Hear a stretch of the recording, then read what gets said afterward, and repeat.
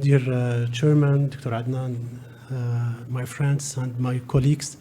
So this is the title of my presentation, Unusual Scenario on the CTO PCI. I will go with the case history. He's 65 years old, male patient, and underlying cardiovascular risk factors is smoker, diabetic, and hypertensive.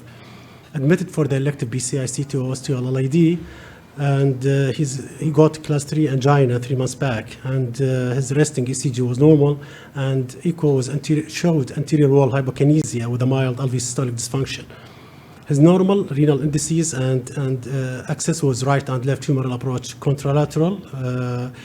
So dual injection with integrated wire escalation. This is the first view, spider looking at the Aristotle osteoLID, and there is tapered stump. Circ small, there is no significant lesion, and normal healthy left main. So the contralateral injection, looking for what? Looking for the path and length of the CTO. So with the help of the microcatheter, XTA wire was easily negotiated the total occlusion and the wire replaced by the workhorse wire. As usual, pre-dilatation was done using different sizes of the balloon, and then stent 3 by 34 nailing the ostium. Here it's inflated with a good final result. Thereafter, NC balloon for both dilatation 3.5 by 12, multiple inflation. And here, after completing the procedures, the balloon wouldn't deflate. So I try patient developed chest pain and SC segment elevation. What should I do now? I try as usual, pulling and pushing, and then repeated inflation, deflation, using normal saline just to dilute the viscous contrast and speed up the deflation, and change the deflator, but unfortunately all was in vain. Again, I use another wire, silane wire, just to be recross alongside the deflated balloon, but it was extremely hard. So because of the shortage of the time, I want just one suggestion from my colleague. What do you do now?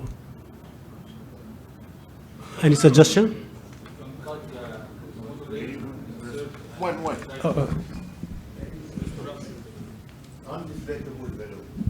Yes, there is something that usually we don't do, and maybe we should do first, because undeflated balloon is usually a problem of shaft when it's kinked.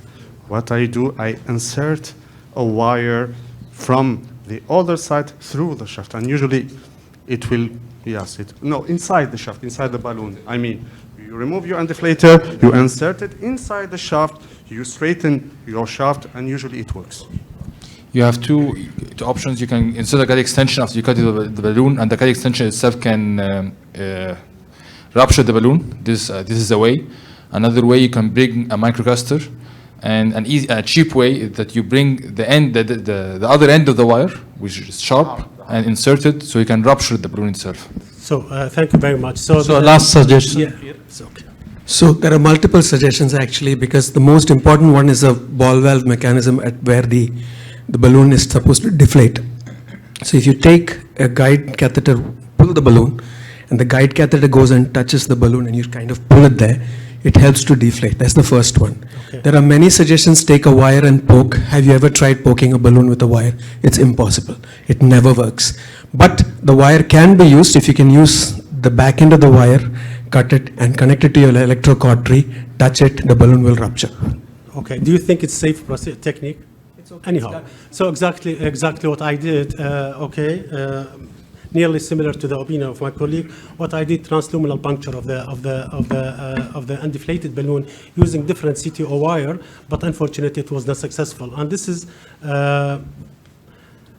look for the wire. This is a Pilot 200 wire. I used Confianza wire, but unfortunately it was not successful. I tried to go by my wire alongside with the shaft of the balloon. So repeatedly I can't puncture the balloon. Thereafter, after gentle traction on the shaft of the balloon with a maintained negative suction, there was no move. I realized there is no movement of the balloon inside the stent. So subsequently the shaft of the balloon came out. So now, confirm, I deal with the two complications, disrupted shaft and undeflated interrupt balloon. This is the shaft. So, any suggestion? No suggestion? Surgery or guide extension? Yes? Okay, so you still have to deflate your balloon. Like my colleague said, you can take your guide extension, take the remaining shaft and inflate a balloon, locking the shaft inside the guide extension and remove everything.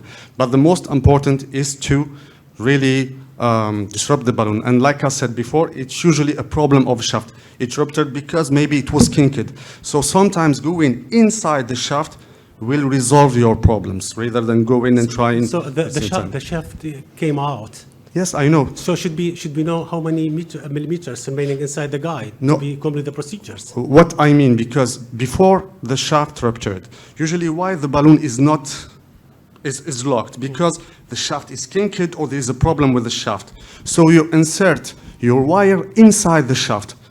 You remove your undeflator, you inside the shaft, and usually it will straighten your shaft and it will go.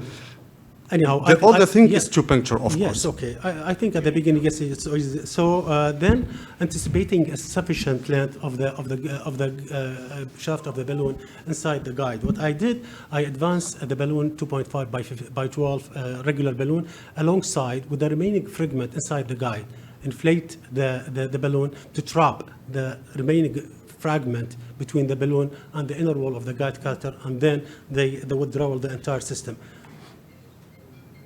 So using this balloon trapping technique, I'm successful to remove the interrupt or disrupt shaft with the interrupt and deflated balloon. So the time is finished. There is some other. Yes, there is. Just take no messages. So. Just give it 1 minute.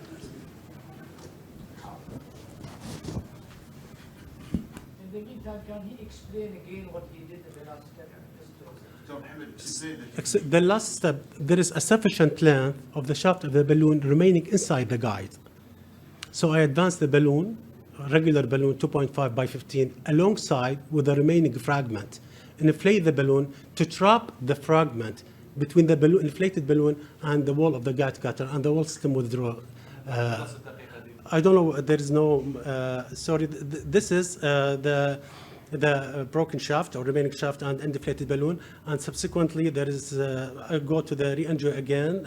There is some deformation at the stand negotiation, the stand deformation with the regular wire, upgrading the balloon size just to be correct the deformation, and thereafter another stand was deployed with final ports, and this is the final result by two orthogonal view. So my take-home messages: device interruptment when the coronary tree happened 1 per 1,000 PCI as a complication in modern PCI era. So interruptment of the inflated balloon with the broken shaft is extremely rare and growing. Sorry.